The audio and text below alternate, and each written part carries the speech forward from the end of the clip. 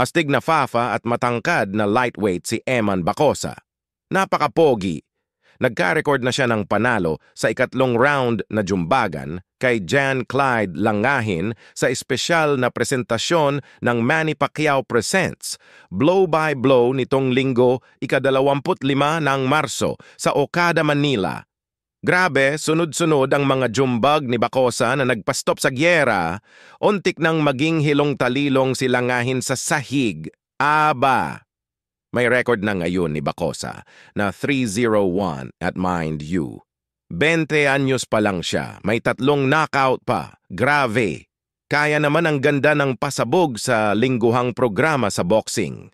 Sobrang ganda talaga ng upakan at tuloy-tuloy lang sa pagpapalabas para sa mga Pinoy na boksingero. Dapat talaga may platform sila para mailabas ang kanilang galing, sabi ni Manny Pacquiao, na nag-revive ng programa na natigil noong 2022.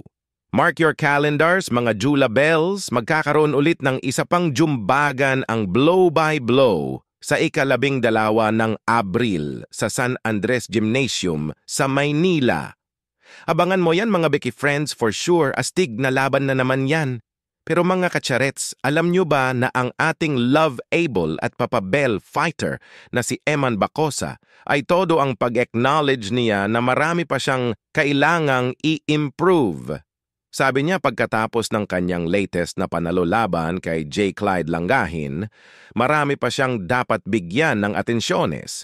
Say ni Bacosa na kahit may killer instinct siya sa ring at todo, ang kanyang atake mula umpisa hanggang dulo, kailangan pa rin niyang mag-improve sa maraming bagay.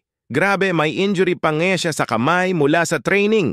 Sobrang sakit daw mga Bex. Parehong kamay ko nasugatan sa training at hindi ako nakapag-sparring ng ilang araw. Ang kwento ni Bacosa sa mga press. Sa totoo lang, ang nasa isip ko lang talaga yung laban kung paano ko maabot ang pangarap kong manalo. Hindi ko iniisip ang kasikatan o ano pa man. Basta manalo lang ako, todo focus ako sa aking goal. Ayon pa kay Bacosa, pangarap niya na maging world champion balang araw. Pero alam niya, malayo pa yun, kailangan pa niyang mag-improve sa kanyang footwork, head movement at sa pag-aaral ng tamang distansya. Alam ko sa sarili ko, hindi pa ako yung best sa boxing world, pero tulad ng ibang fighters, todo trabaho ako para sa sarili ko. Dagdag pa niya. Sipag-sipagan mo, Eman. Sana makamit mo ang iyong hopyang pangarap, Shahar.